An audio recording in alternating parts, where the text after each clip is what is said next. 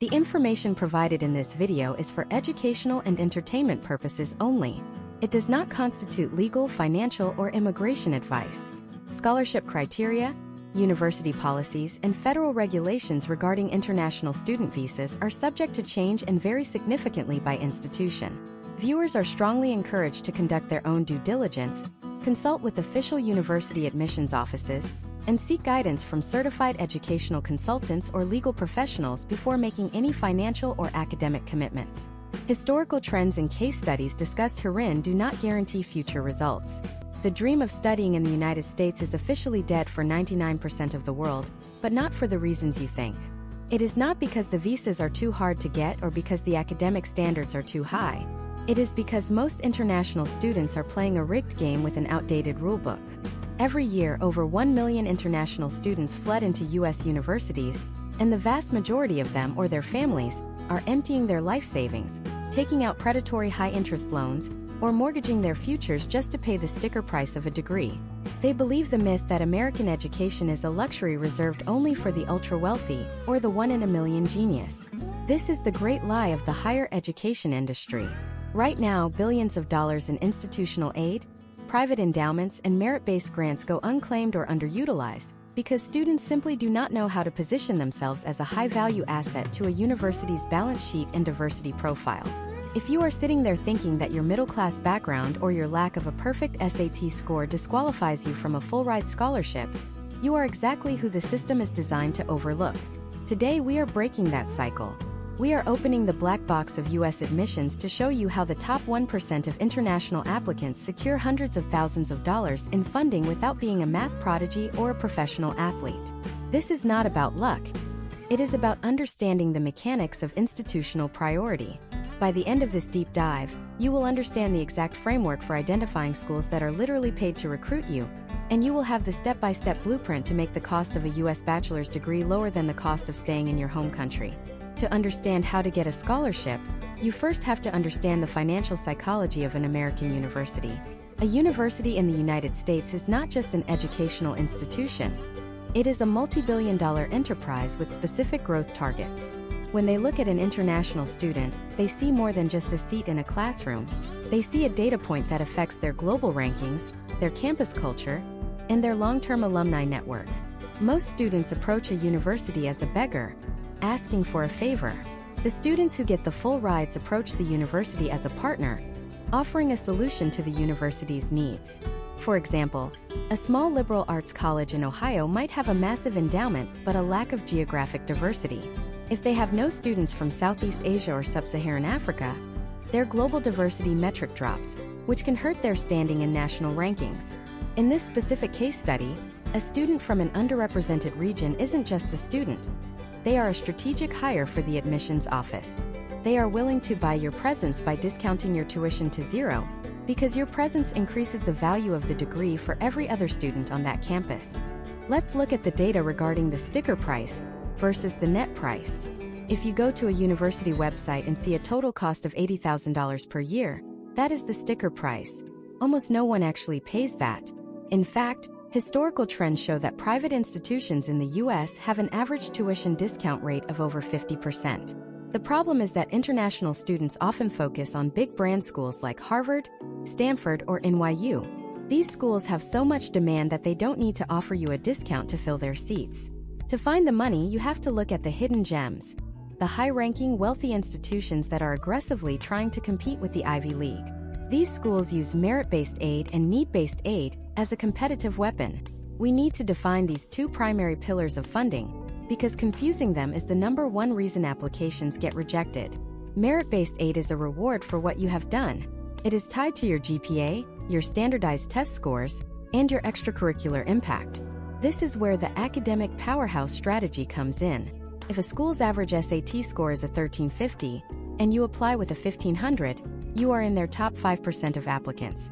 To ensure you choose them over a higher-ranked school, they will often offer you a presidential scholarship or a trustee scholarship that covers full tuition. They are essentially paying for your high stats to boost their school's average, which in turn helps them climb the rankings. On the other side, we have need-based aid. This is the social mobility pillar. This is not about how smart you are. Though you still need to meet the admissions bar, it is about your financial situation. There are a handful of need-blind universities for international students, such as Harvard, Yale, Princeton, MIT, Amherst, and Dartmouth. Need-blind means they do not look at your bank account when deciding whether to admit you. If you get in, they legally commit to meeting 100% of your demonstrated financial need. If your family earns less than $65,000 a year, your cost of attendance is typically zero. However, because these schools are so famous, the competition is astronomical. The pro move that we will explore in this series is targeting need-aware schools that have full need policies. These schools do look at your finances during the admission process, but if they decide they want you, they will cover the entire cost. This is where your personal narrative and unique value proposition become the most valuable currency you own. Think of your scholarship search as a three-phase military operation. Phase 1 is the research and target phase. You cannot just shotgun applications to 20 random schools. You need to build a list based on financial fit. This involves using the Common Data Set, a public document that every U.S. university produces. Most international students have never heard of this. If you go to a university's website and search for Common Data Set Section H, you will see exactly how many international students received institutional financial aid last year and what the average dollar amount was. If a school has 500 international students but only 10 received aid, that is a financial safety school you should probably avoid if you need money. If a school has 200 international students and 180 of them received an average of $50,000, you have found a gold mine. Phase 2 is the packaging phase. In the US, admissions are holistic. This is a word that confuses people outside the United States. In many countries, your rank is determined by a single exam. In the US, they want to know who you are at 2 a.m. when you are working on a project you love. They are looking for angular students, not well-rounded students. The well-rounded student is good at everything but great at nothing.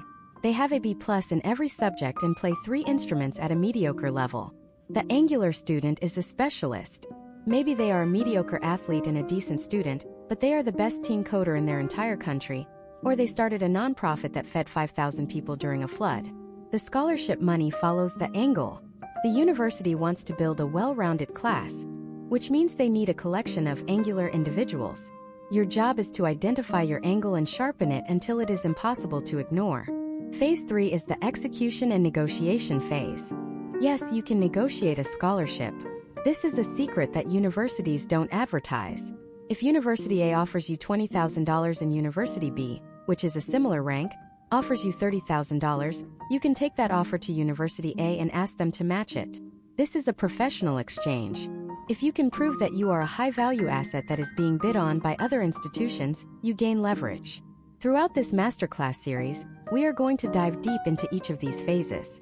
We will look at how to write an essay that makes an admissions officer cry, how to format your extracurricular activities list to look like a high-level resume, and how to handle the complex financial forms like the CSS profile and the ISFAA without making the errors that lead to an immediate no. The path to a free degree in the United States is not a straight line. It is a strategic game of chess. Most people are playing checkers. By the time we finish part 10 of this series, you will have the Grandmaster's strategy.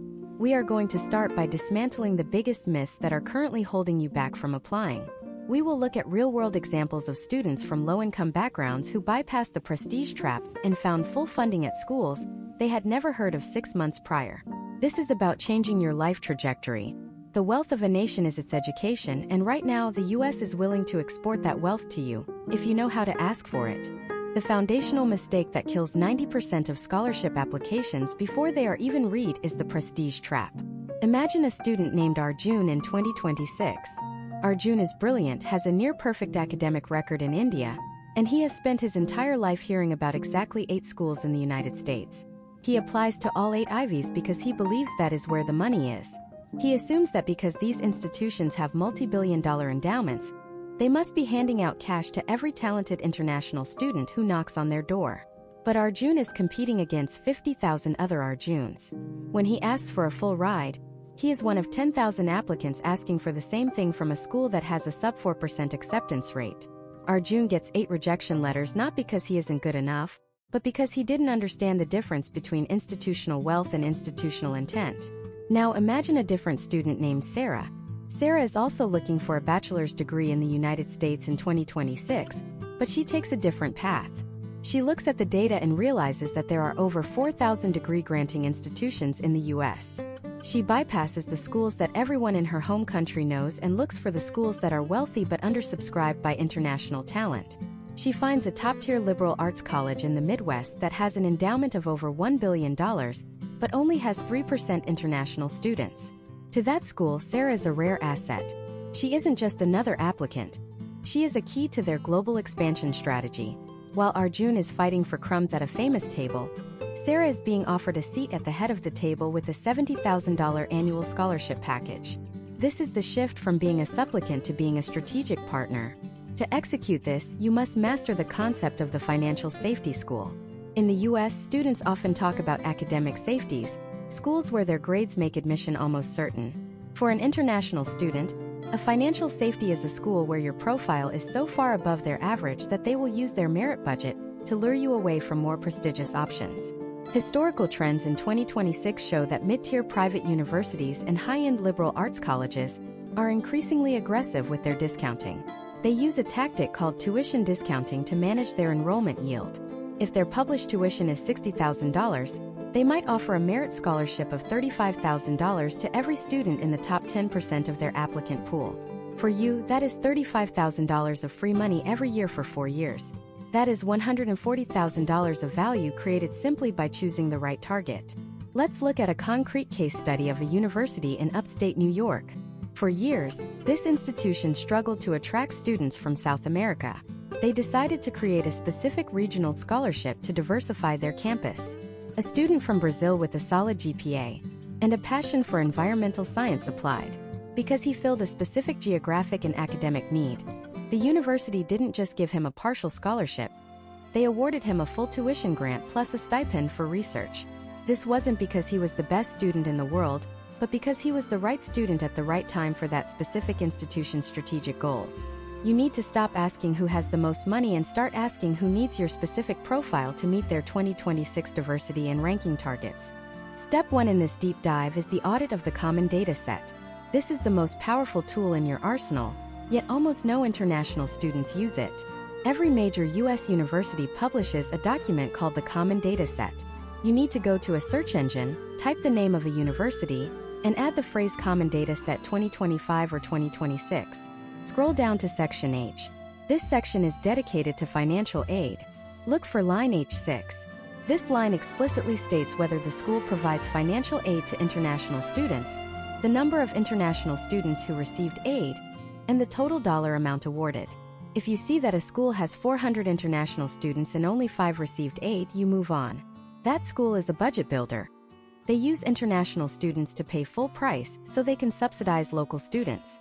However, if you see a school where 60% of international students receive an average of $45,000, you have found a school that is institutionally committed to funding people like you. Beyond the common data set, you must understand the distinction between merit-based and need-based aid in the context of the 2026 landscape. Merit-based aid is often automatic. You don't even have to check a box. If your SAT scores and GPA fall within a certain percentile, the money is triggered the moment you are admitted. Case studies show that students who score in the 95th percentile of a specific school's average applicant pool are significantly more likely to receive at least a half-tuition scholarship. This is why it is often better to be the big fish in a medium-sized pond than a small fish in the ocean of the Ivy League. If your SAT is a 1450, you are average at Harvard, but you are a superstar at a school like Denison or Rhodes College. Being a superstar gets you paid.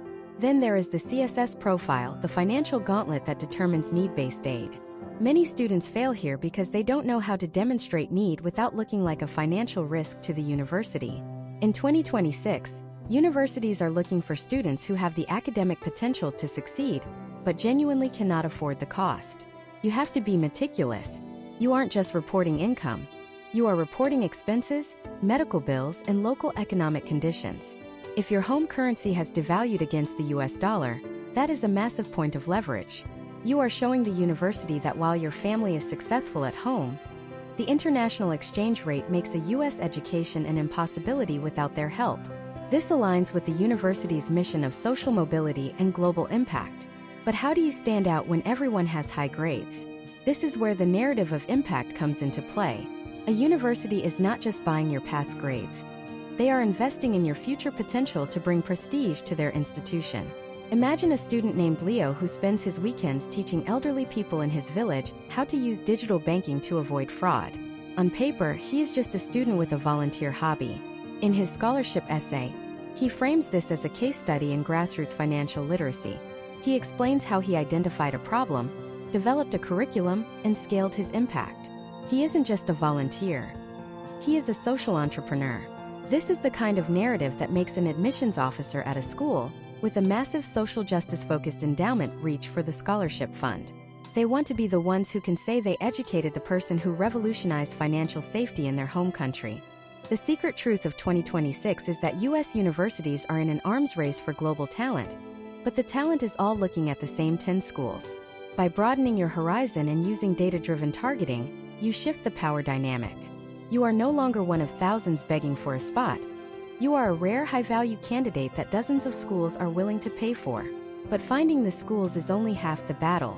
Once you have the list, you have to survive the application process, which is designed to filter out anyone who isn't 100% committed. This brings us to the most critical part of the puzzle: the timing and the strategy of early action and early decision. Most international students wait until the regular deadline in January to apply. By then, 80% of the scholarship budget has already been allocated to the students who applied in November. If you are not applying early, you are fighting for the leftovers. But applying early requires a specific legal and financial commitment that can either be your greatest advantage or your biggest trap. We are going to break down how to use the Early Decision 26 strategy to force a university's hand on a full-ride offer, and why the specific phrasing of your initial contact with an admissions officer can increase your scholarship potential before you even submit your first essay. In the next part, we are going into the heavy machinery of the application itself, starting with the one document that matters more than your grades, and the 5 words you should never use in your personal statement if you want to see a dollar of institutional aid. If you think your grades are the most important part of your application, you have already lost the scholarship race. In the 2026 admissions cycle, high grades are no longer a differentiator. They are a prerequisite. Every year, thousands of students with perfect scores are rejected from fully funded programs because their applications read like a generic brochure. The real battle for a full ride happens in the nuances of your personal statement.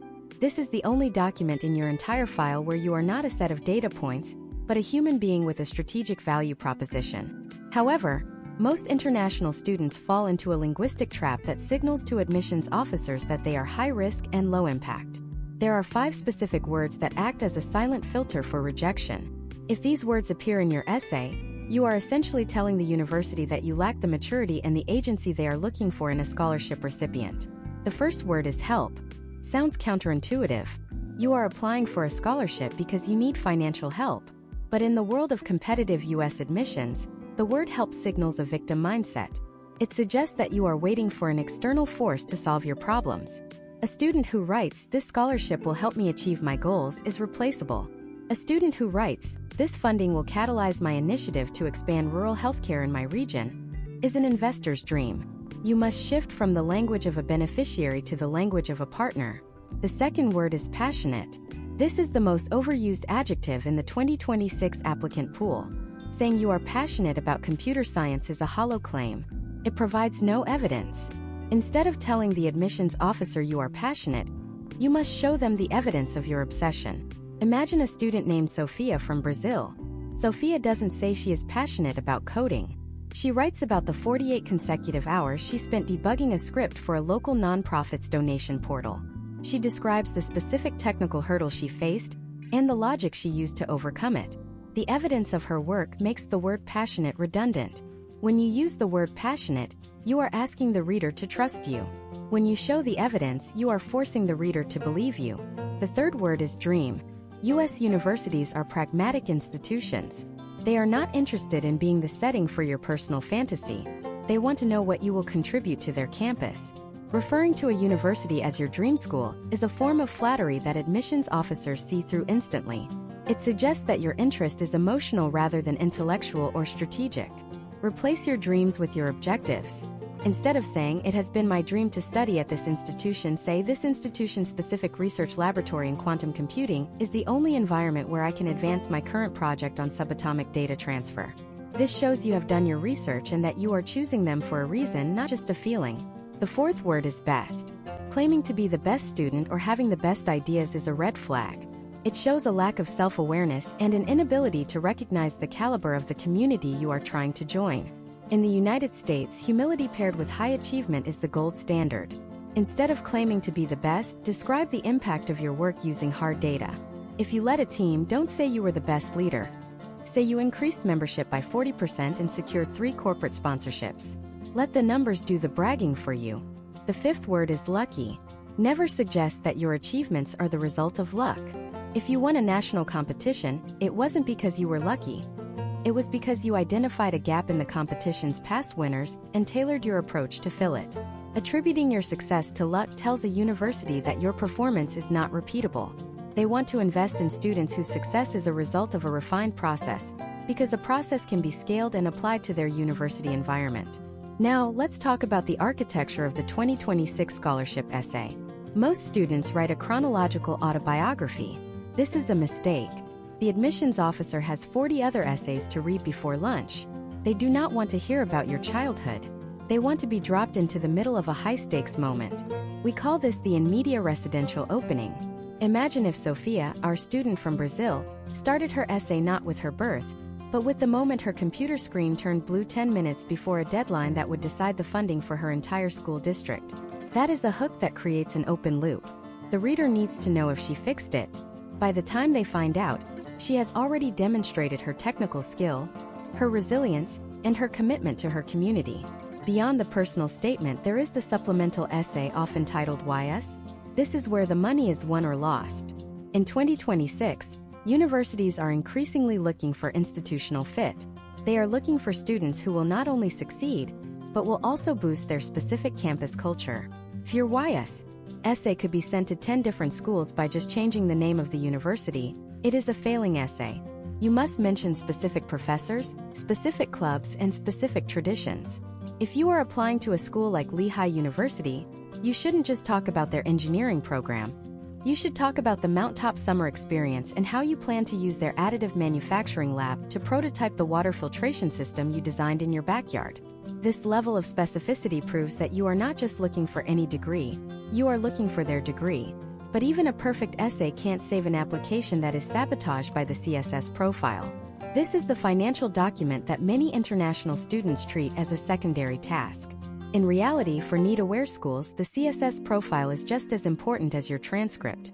In 2026, the complexity of international banking and varying tax laws means that students often misreport their family's wealth. If you overreport, you lose the scholarship. If you underreport and get caught, you lose the admission. You must learn the art of the financial narrative. This is a separate document or a section in the CSS profile where you explain the context of your family's finances. If your parents earn a high salary but live in a country with 500% inflation, that salary is meaningless. If you don't explain that, the university will look at the raw number and assume you can pay the full sticker price. The most successful international students in 2026 are those who act as their own financial consultants. They understand that their application is a pitch deck. Your GPA is your track record, your essays are your vision, and the CSS profile is your valuation. If you align these 3 things, the university stops seeing you as a cost and starts seeing you as an acquisition. But what happens when the application is submitted and you get that first email inviting you to an interview? Most students think the hard part is over.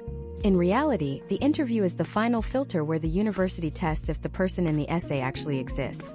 In the next part, we are going to reveal the 3 questions every scholarship interviewer asks, and the one answer that is a guaranteed deal-breaker for a full-ride offer.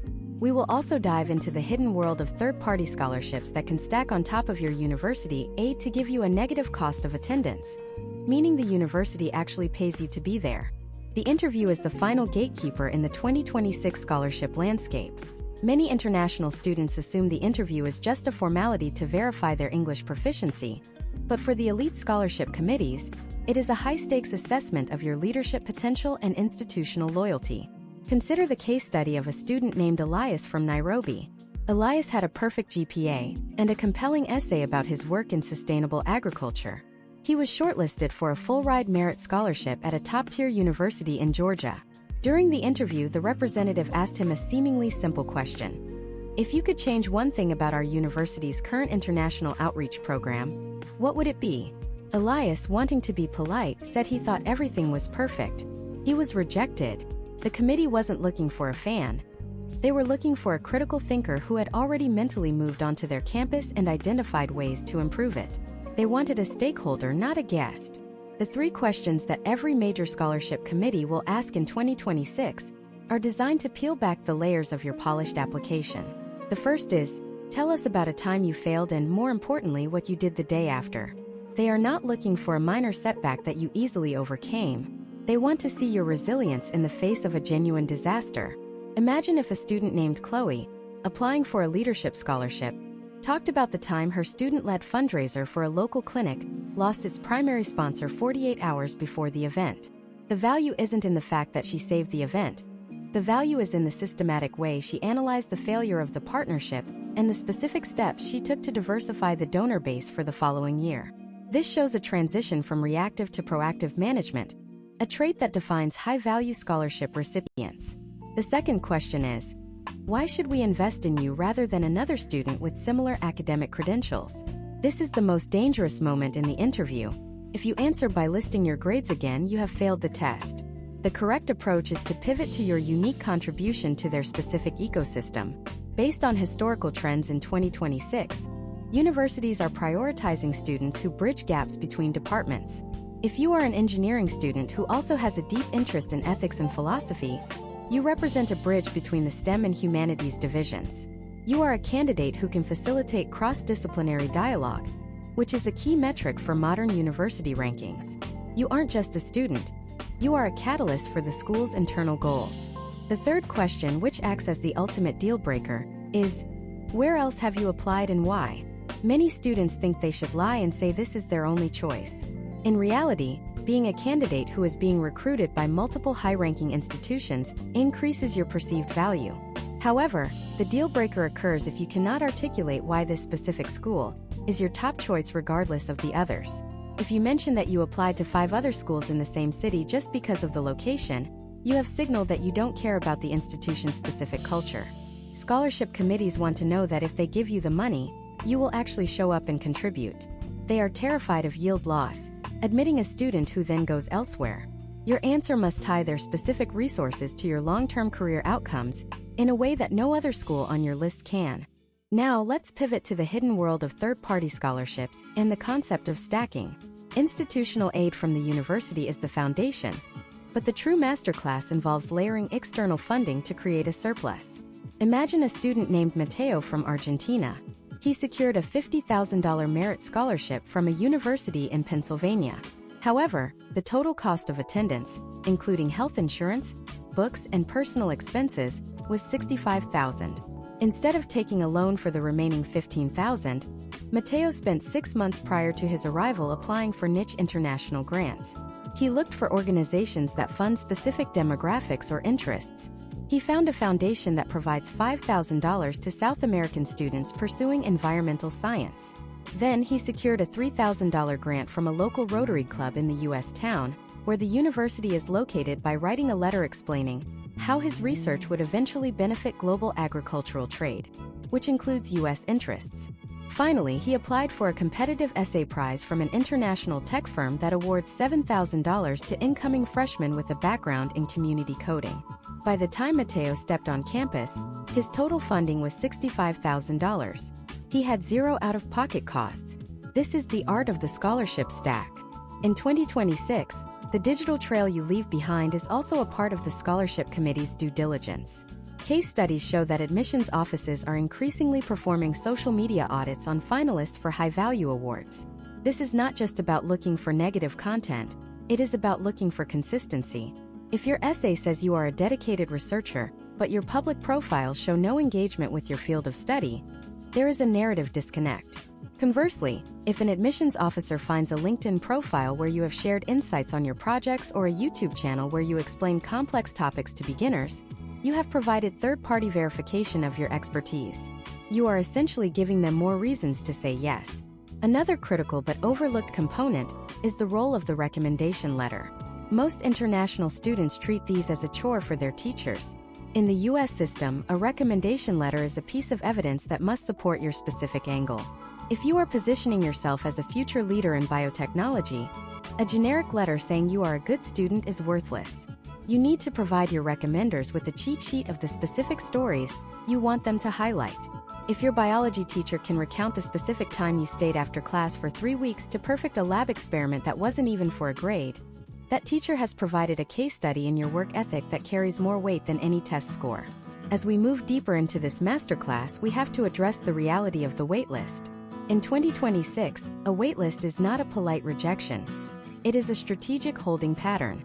For an international student seeking a scholarship, being waitlisted can feel like the end of the road because the remaining funds are usually thin. But there is a specific methodology for turning a waitlist into an acceptance with a financial package. It involves the letter of enthusiasm, a document that is far more aggressive than a simple update. It requires you to provide new, high-impact information that wasn't in your original application, effectively renegotiating your value in real time. However, even with the best application, the best interview, and the best stack of scholarships, there is one document that can still halt your progress: the I-20 and the subsequent F-1 visa interview. Many students win the scholarship but lose the visa because they don't know how to explain their funding to a consular officer. There is a specific way to discuss full-ride scholarships that satisfies the U.S. government's requirement that you will not become a public charge, while also proving your intent to return to your home country. We are going to look at why mentioning your scholarship too early in a visa interview can actually backfire, and the 3 financial documents you must bring that have nothing to do with your bank balance. But before we get to the visa, we need to look at the most powerful negotiation tactic in the 2026 admissions cycle: the peer school match. In the next part, we are going to show you the exact email template used by a student to increase her financial aid award by $12,000 in a single afternoon by leveraging a competing offer. This is where the academic world meets the business world. And if you don't know the rules of this exchange, you are leaving thousands of dollars on the table. The moment you receive your acceptance letter is the moment your relationship with the university shifts from applicant to customer. In the 2026 admissions cycle, universities are facing a demographic cliff and intense competition for high-performing international students. They have spent thousands of dollars in marketing and staff hours just to find you and convince you to apply. Now that they have offered you admission, they have a vested interest in ensuring you actually enroll. This is your period of maximum leverage. Most students simply accept the first financial aid package they receive, fearing that asking for more might lead the university to rescind their offer. This is a fundamental misunderstanding of the process. A university will almost never rescind an offer of admission simply because a student requested a financial aid review. In fact, many financial aid offices have a specific contingency fund set aside specifically for students who negotiate. This process is known as a financial aid appeal, and when done correctly using the peer school match strategy, it can result in thousands of dollars in additional funding. Imagine a student named Maya from Vietnam. Maya was accepted into 2 prestigious private universities in 2026, University A in Ohio and University B in Pennsylvania. Both schools are ranked similarly in the top 50 of national liberal arts colleges. University A offered Maya a merit scholarship of $30,000 per year. University B, however, offered her $42,000. Maya preferred the curriculum at University A, but the $12,000 gap was too large for her family to ignore. Instead of giving up on her first choice, Maya initiated a peer school match. She drafted a professional, data-driven email to the financial aid director at University A. She didn't lead with her feelings. She led with her commitment to their institution and the cold reality of her financial constraints. The anatomy of a successful negotiation email in 2026 is precise. It begins with an expression of gratitude and a reaffirmation that the school is her top choice. This is critical because the university wants to know that if they give you more money, you will actually deposit. Maya wrote that after reviewing her financial aid award, she was thrilled to be accepted, but concerned about the remaining cost of attendance. She then introduced the peer offer. She explicitly mentioned University B and attached a copy of their financial aid award letter. This is the proof. She didn't just say she had a better offer. She proved it. She explained that while University A was her preferred destination due to their specific undergraduate research program in neurobiology, the financial package from University B made it the only viable option for her family's long-term stability. She ended by asking if the university could conduct a secondary review of her file to see if any additional institutional or departmental grants could be applied to bridge the gap. Within 48 hours, University A responded. They didn't match the full $12,000, but they increased her annual award by $8,000 and offered her a campus work-study position worth an additional $3,000. By sending one email, Maya saved her family $44,000 over the course of her 4-year degree. This is not an isolated case study. Historical trends in 2026 show that students who provide competing offers from schools within the same ranking tier have a significantly higher success rate in appeals. The key word here is tier. You cannot leverage an offer from a local community college against an Ivy League university. The schools must be seen as peers in the eyes of the admissions office. Beyond the peer-school match, you must understand the concept of the special circumstances appeal. This is a separate track from merit negotiation. This is based on changes in your family's financial situation that occurred after you submitted your initial application. In 2026, global economic volatility is a constant factor. If your home country's currency devalued by 20% against the US dollar between October and March, that is a material change in your ability to pay. If a parent lost a job, if there were unexpected medical expenses, or if a natural disaster affected your family business, these are all valid grounds for an appeal. You must provide documentation, bank statements, official layoff notices, or government reports on inflation. When you present this data to a financial aid officer, you are moving the conversation from a subjective request for more money to a documented necessity for a corrected award. Let's look at the psychology of the financial aid officer. They are not gatekeepers trying to keep money away from you. They are administrators trying to manage a finite budget to hit an enrollment target. If they are short on their international student quota for the year, they are much more likely to release extra funds to secure your enrollment. This is why the timing of your appeal is vital. The best time to appeal is usually in the 2 weeks following the release of regular decision results, but before the May 1st deposit deadline. This is the window where schools are looking at their numbers and realizing they might need to be more aggressive to win over their top choice candidates. However, there is a boundary you must never cross: the ultimatum. Never tell a university, "Give me $10,000 or I'm not coming." This is perceived as a threat and can destroy the rapport you've built. Instead, use the language of partnership. Use phrases like, "I am fully committed to attending your institution, and we are looking for a way to make the numbers work." Or, "Is there any additional information I can provide that would allow for a reevaluation of my institutional aid?" This puts the officer in the position of a problem solver working on your behalf, rather than an adversary you are trying to outmaneuver. We also need to discuss departmental scholarships, which are often overlooked in the general application process. Many students focus on the Central Financial Aid Office, but individual academic departments, such as the School of Engineering or the Department of Music, often have their own private endowments. In 2026, these departments are frequently looking for international students who can represent their program on a global stage. If you are a high-achieving student in a specific field, you should reach out to the department head or the undergraduate coordinator. Ask if there are separate applications for departmental honors or research fellowships. In some case studies, students have secured an extra $5,000 to $10,000 a year simply by applying for a niche scholarship that only 10 other people in their major knew about. To truly maximize your outcomes, you must also look at the terms of your scholarship. Not all money is created equal.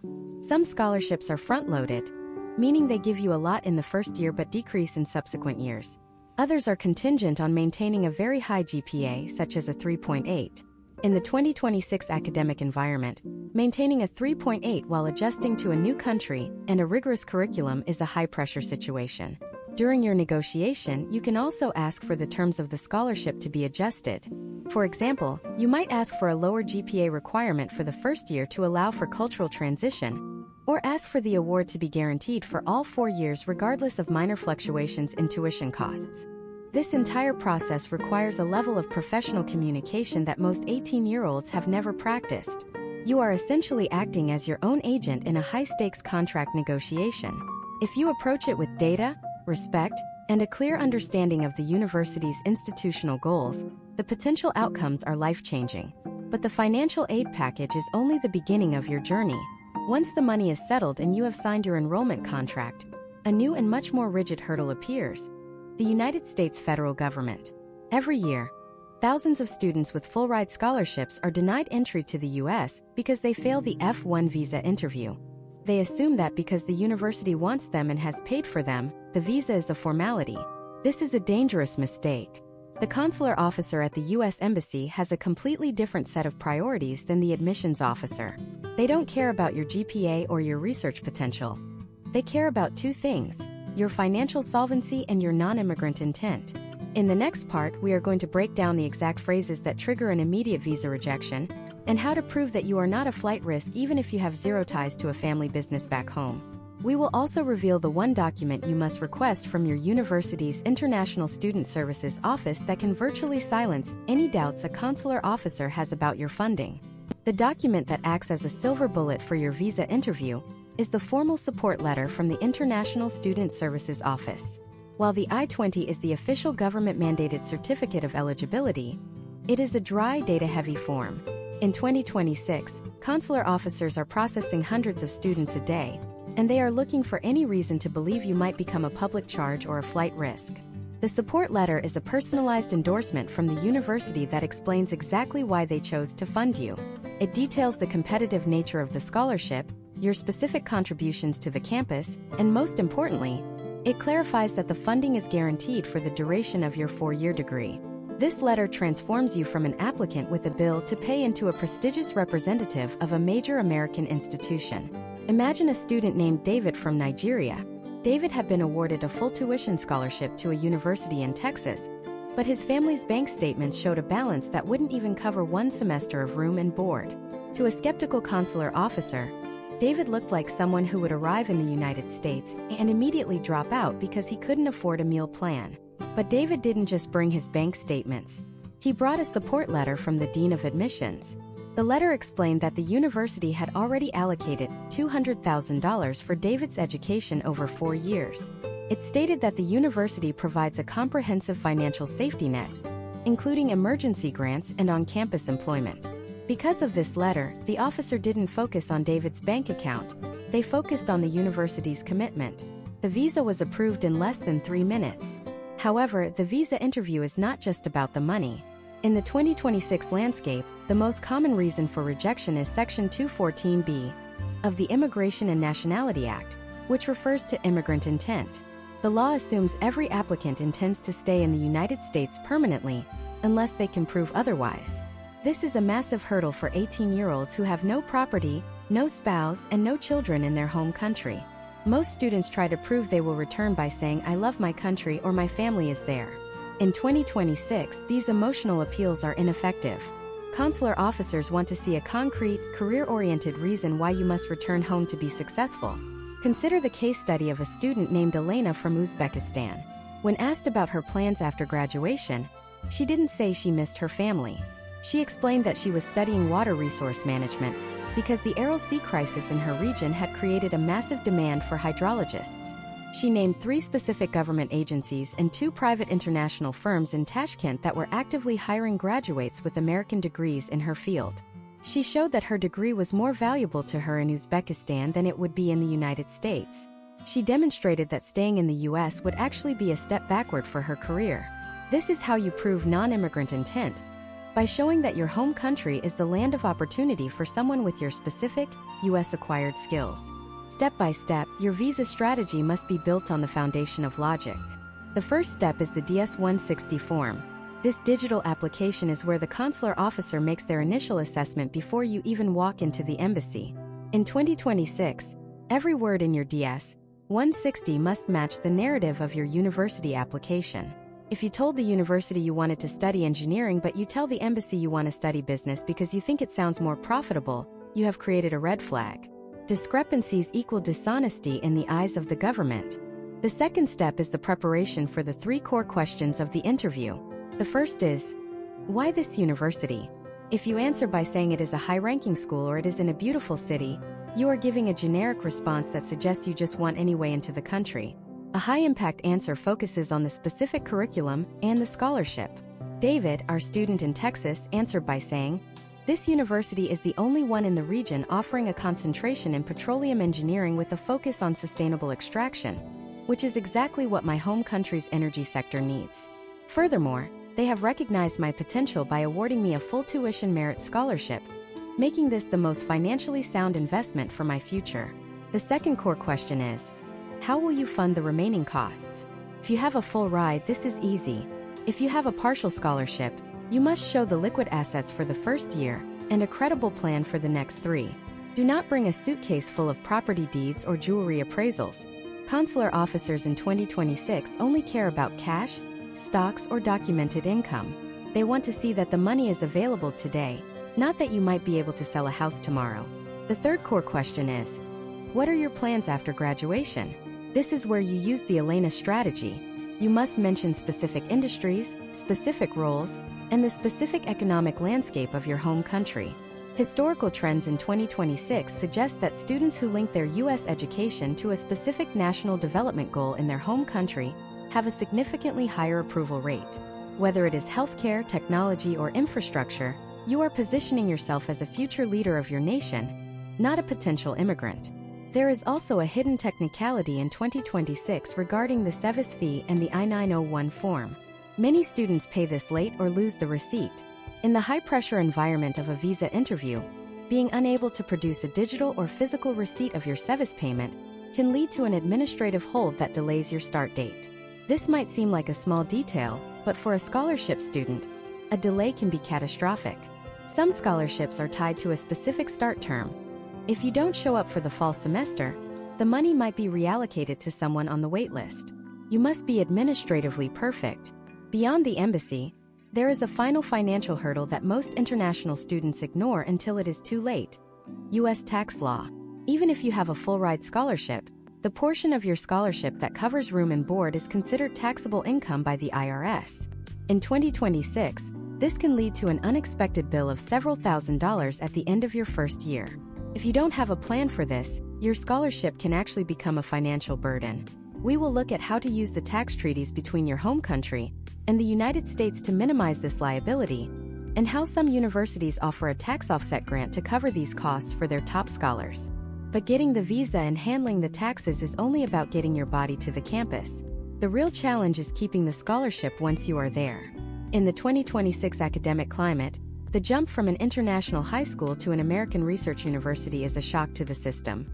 Many students lose their funding after the first year because their GPA slips during the adjustment period. There is a specific set of survival tactics used by the top 1% of international scholars to ensure they not only maintain their grades, but also position themselves for additional funding during their sophomore and junior years. We are going to deep dive into the 2.0 strategy, how to leverage your first semester success to unlock even more money from private donors who only give to upperclassmen. We will also reveal the one conversation you must have with your academic advisor in the first week of school that can protect your scholarship, even if you have a family emergency that forces you to take a leave of absence. In the next part, we are moving from the paperwork to the campus reality.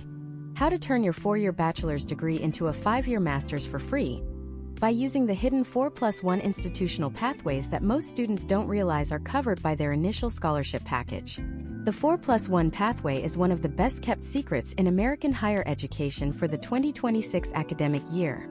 Most international students think their scholarship is a fixed 4-year contract for a bachelor's degree. However, top-tier research universities and elite liberal arts colleges have increasingly integrated accelerated master's programs into their undergraduate curriculum. If you play your cards right in your first 2 years, you can often roll your existing institutional aid into a 5th year of study. This effectively grants you a graduate degree at the same discounted rate as your undergraduate education. Imagine a student named Jackson, a brilliant engineering student from South Korea. In his junior year, Jackson realized he could take 3 graduate-level courses that would count toward both his Bachelor of Science and a Master of Science in Robotics. Because his initial merit scholarship was tied to his status as a high-achieving student within his specific college, the financial aid office allowed him to extend his funding for the 5th year. This wasn't a matter of luck. It was a matter of Jackson identifying the 4+1 policy in the university handbook before he even arrived on campus. By 2026, the cost of a standalone master's degree in the U.S. has skyrocketed, making this specific maneuver worth an additional $50,000 to $70,000 in value that most students simply leave on the table. To make this work, you must have a critical conversation with your academic advisor during your very first week on campus. This is the 2.0 strategy for scholarship security. Most students view their advisor as a person who just helps them pick classes. For a scholarship student, your advisor is your primary internal lobbyist.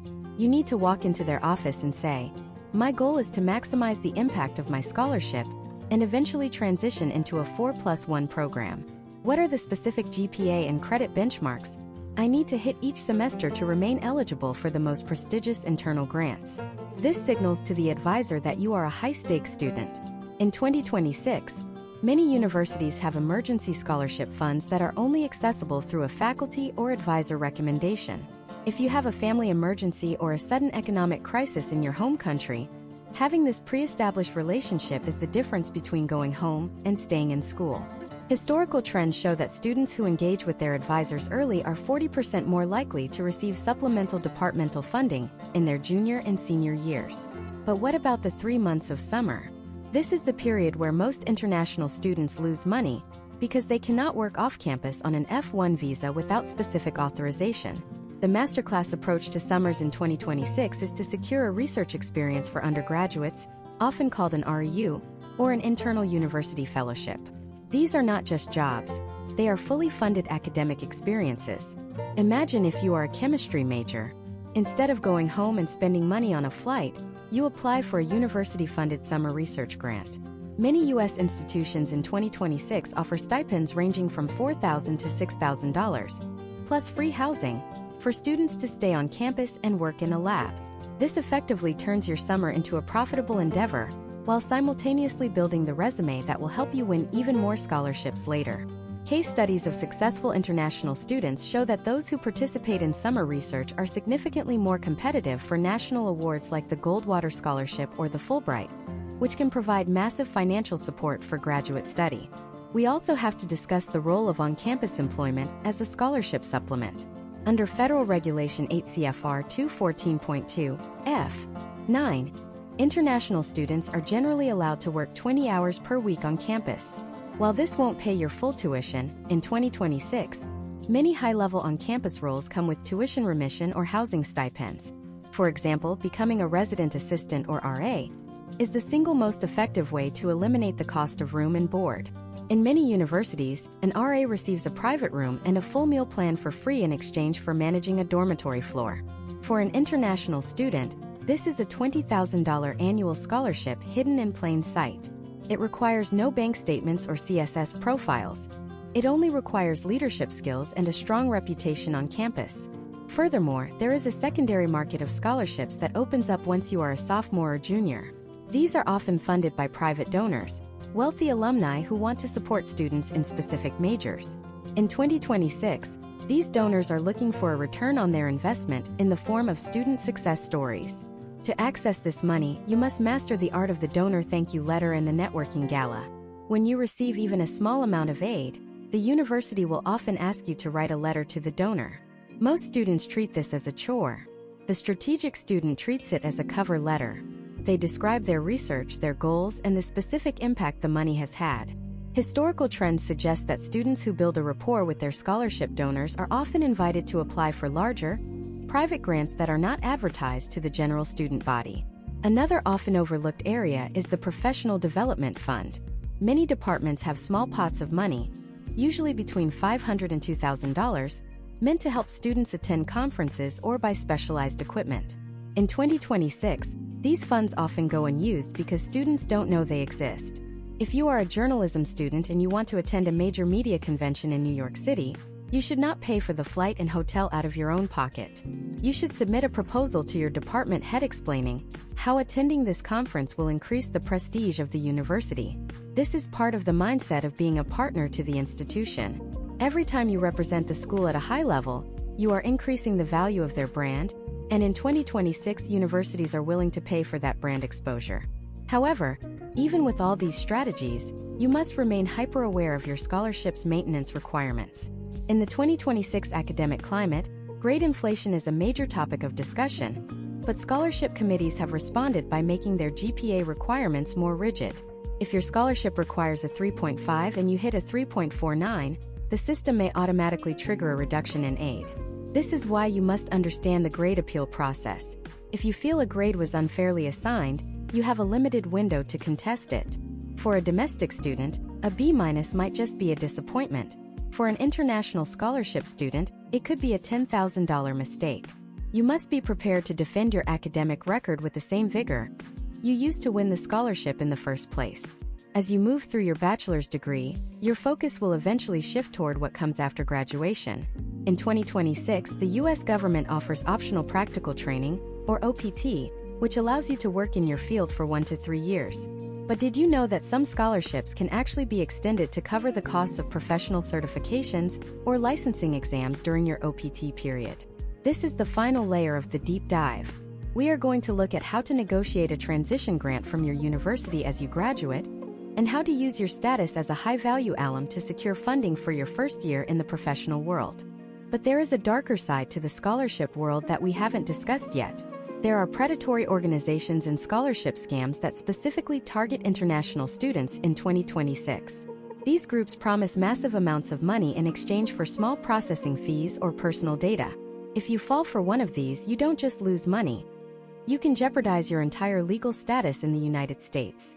In the next part, we are going to expose the 5 red flags of a scholarship scam and show you the official government and academic databases that are the only safe places to search for external funding. We will also reveal the truth about international student loans, when they are a necessary tool, and when they are a trap that will haunt you for decades. In the landscape of 2026, the scarcity of full-ride funding has created a vacuum that predatory organizations are eager to fill. You must understand that a legitimate scholarship is a grant of money, not a product for sale. If you are ever asked to pay a processing fee, a reservation fee, or a tax clearance fee to unlock a scholarship, you are witnessing a scam. Historical trends show that these organizations often use sophisticated branding that mimics official government or university logos. They might even use artificial intelligence to generate personalized letters that name your high school or your specific major. The first red flag is any request for upfront payment. A real university or a legitimate foundation like the Gates Millennium or the MasterCard Foundation will never ask for your credit card information or a wire transfer. They have their own multi-million-dollar endowments. They do not need your $50 application fee. The second red flag is the word guaranteed. As we have discussed throughout this masterclass, U.S. admissions and scholarship selection are holistic and highly competitive. No third-party agency has the power to secure a scholarship for you. If an organization claims to have a special relationship with an admissions office that bypasses the standard review process, they are being dishonest. In the 2026 admissions cycle, universities are under immense pressure to maintain transparency and equity. Any backdoor deal would jeopardize their federal funding and their accreditation.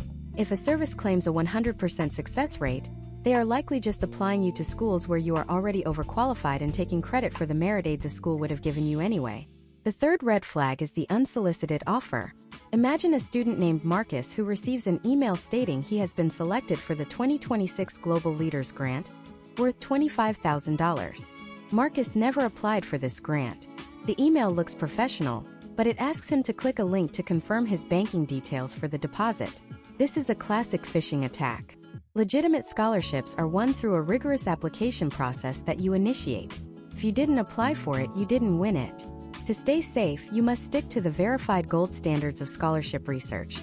These include the Education USA Network, which is a U.S. Department of State-supported network of over 400 international student advising centers.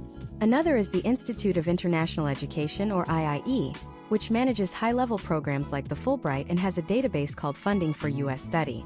Finally, the College Board's Big Future tool allows you to filter specifically for international student aid. These are the only safe zones where the data is vetted and the providers are legitimate.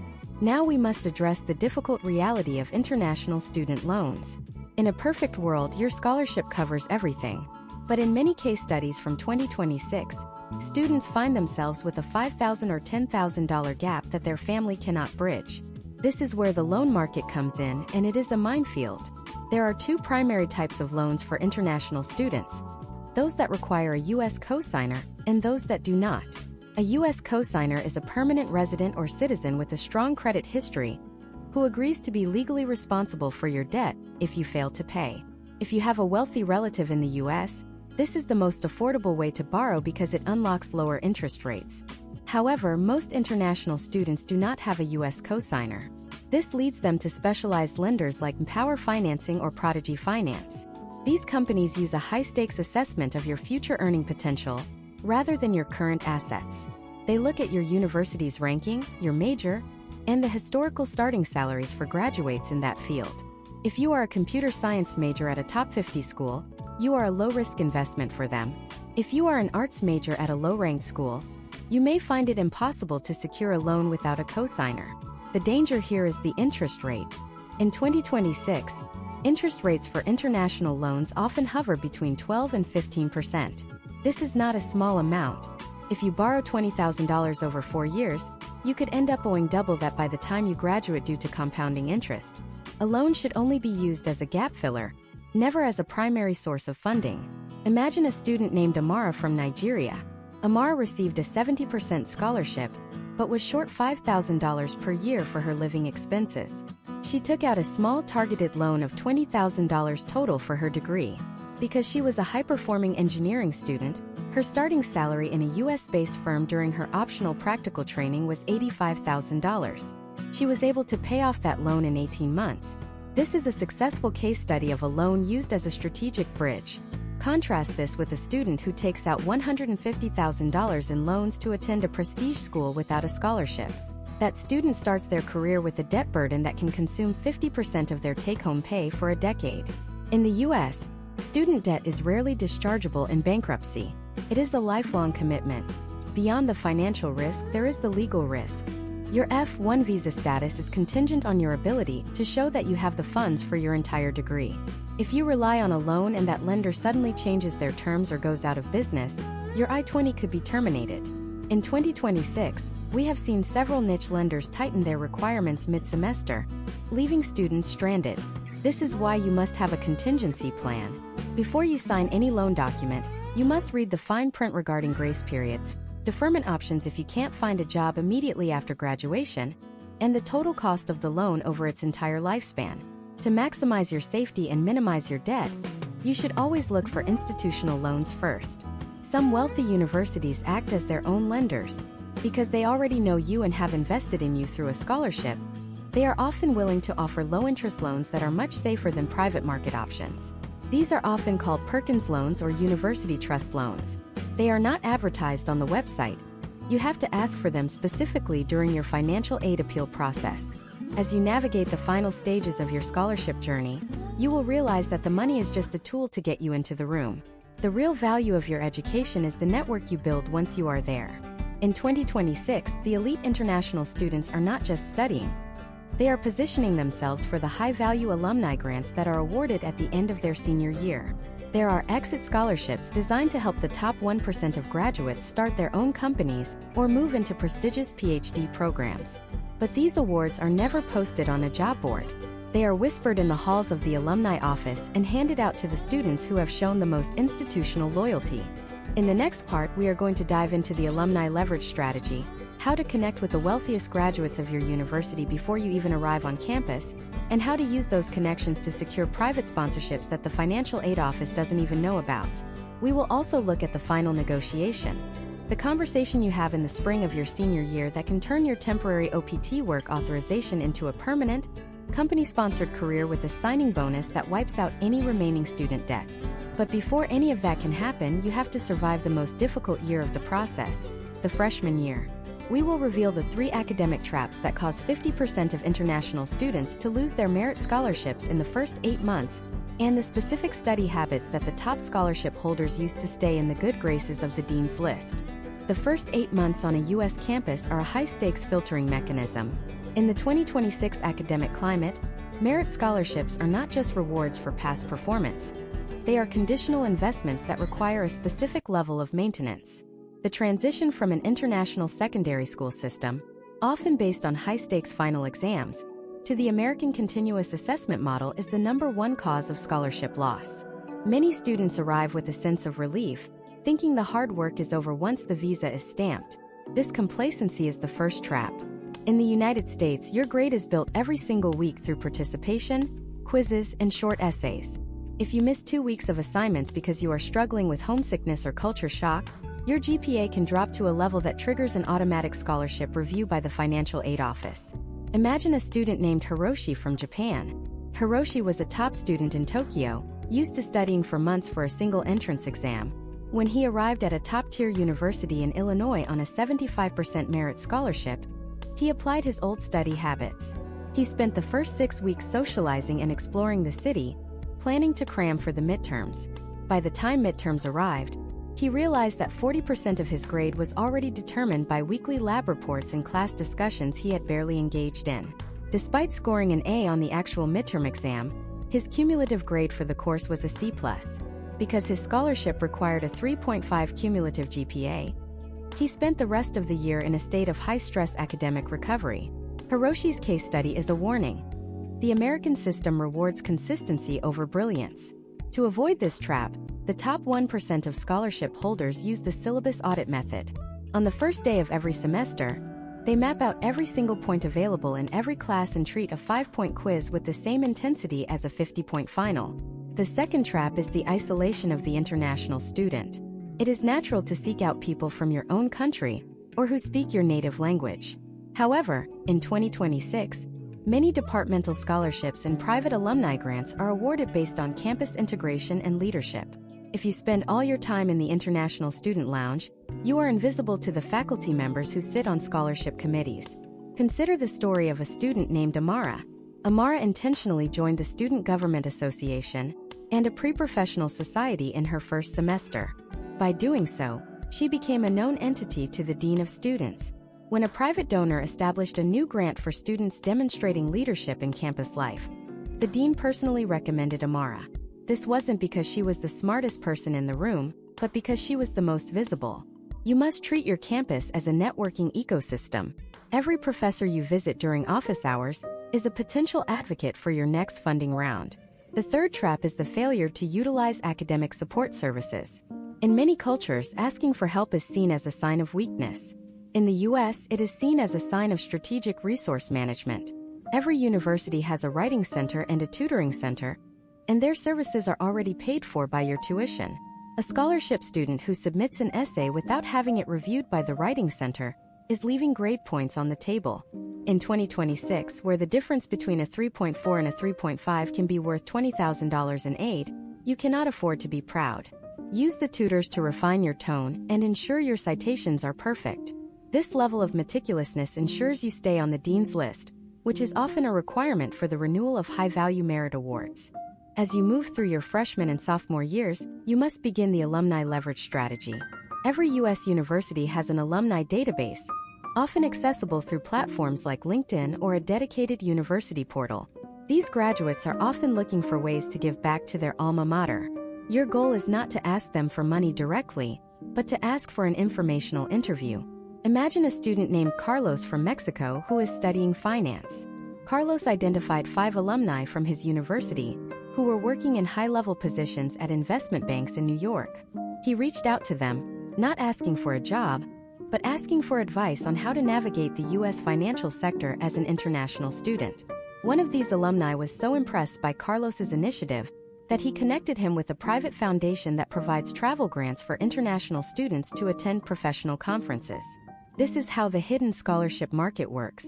It is built on relationships and the desire of successful people to mentor those who remind them of themselves.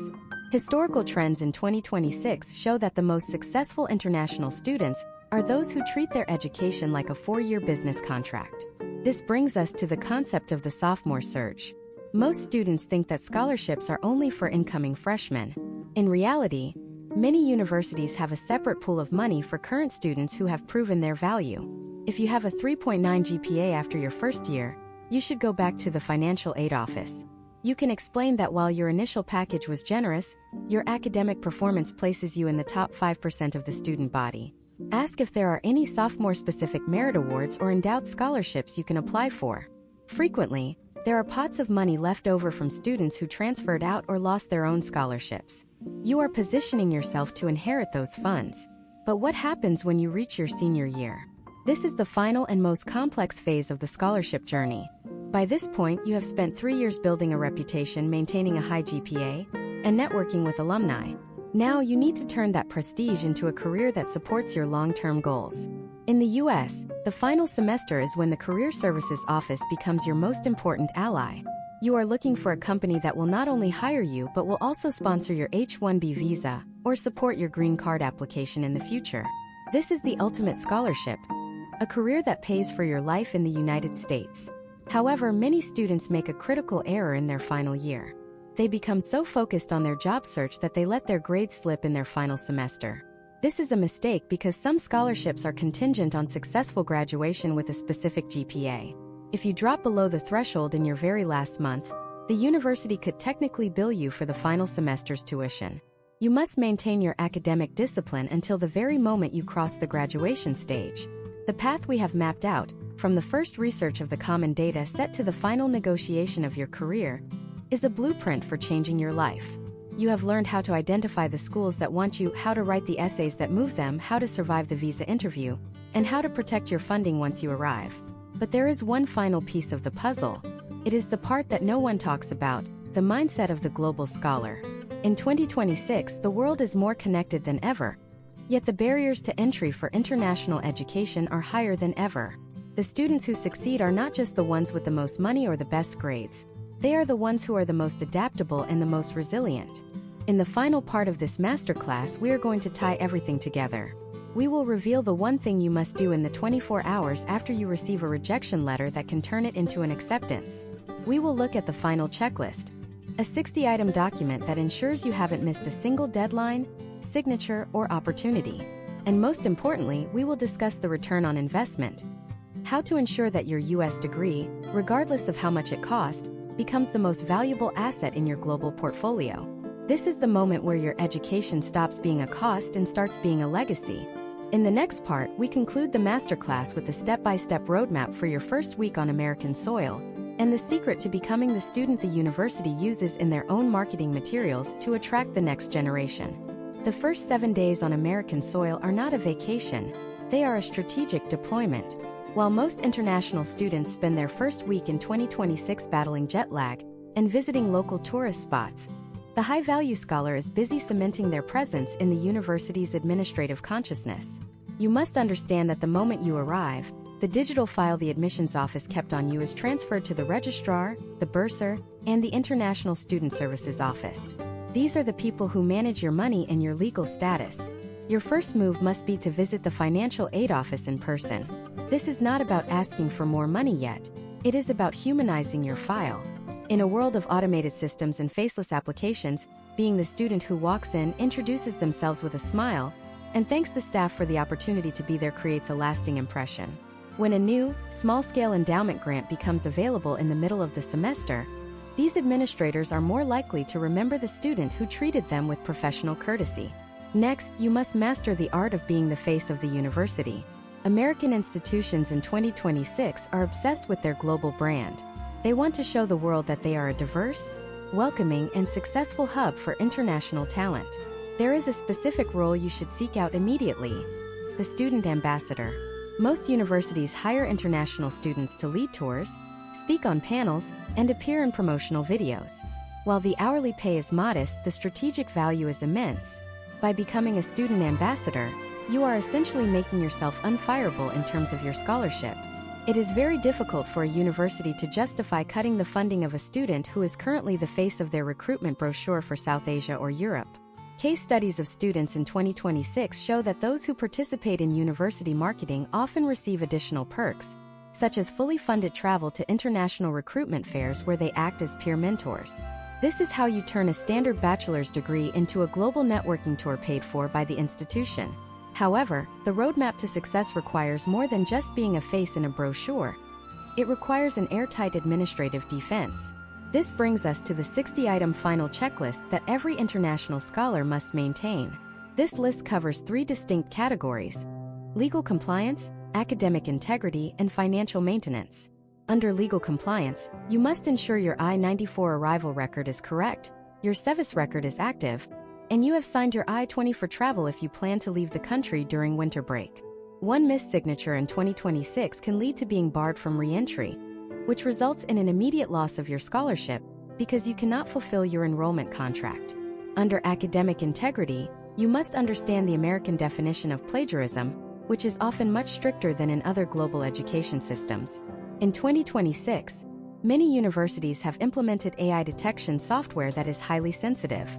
If you use a tool to polish your grammar and it triggers a false positive for academic dishonesty, your scholarship is at risk. You must document your writing process, keep your drafts, and use the university's official writing centers to provide a paper trail of your original work. Academic integrity violations are the fastest way to have a merit scholarship revoked without the possibility of appeal. The financial maintenance section of your checklist involves monitoring your student account every single month. In 2026, many universities apply small fees for technology, health services, or laboratory equipment that may not be covered by your tuition-only scholarship. If these small balances accrue interest or lead to a hold on your account, you might be blocked from registering for the next semester's classes. For an international student, failing to register for a full course load is a direct violation of F1 visa status. You must be your own accountant. If you see an unexpected charge, do not wait. Go to the bursar's office and ask for a detailed breakdown. Often, these fees can be waived or covered by a departmental grant if you catch them early enough. Now, let's talk about the return on investment or ROI. In 2026, a degree is no longer just a piece of paper. It is a portfolio of experiences.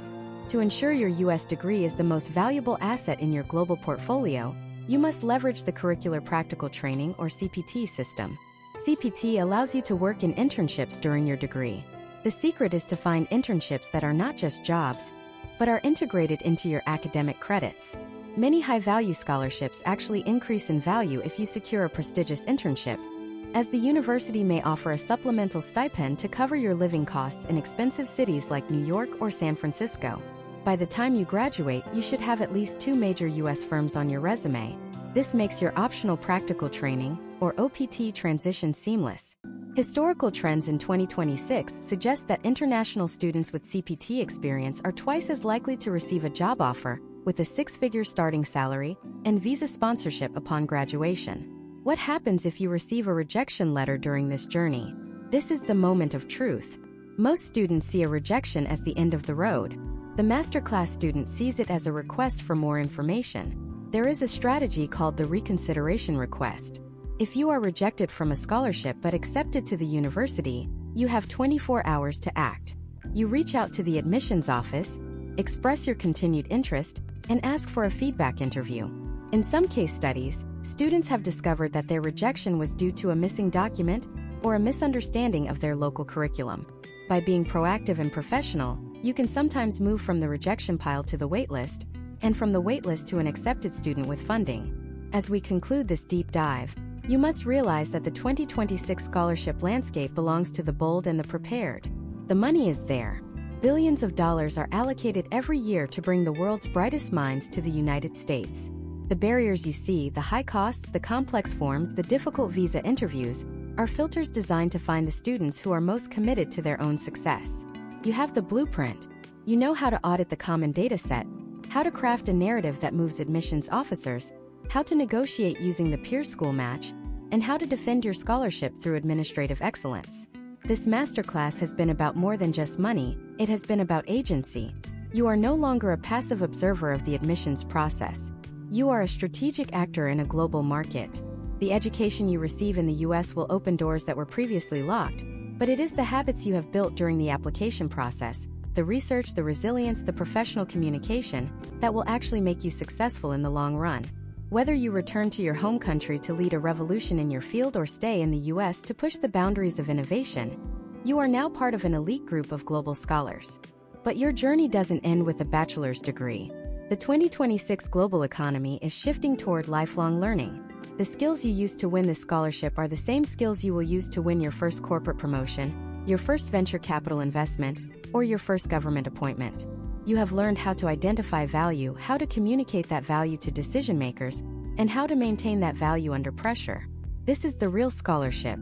This is the real reward. Take this blueprint, execute every step with precision, and prepare yourself for the transformation that is about to occur. The United States is waiting for you, but more importantly, the version of yourself that is capable of conquering this challenge is waiting to be born. Your masterclass is over.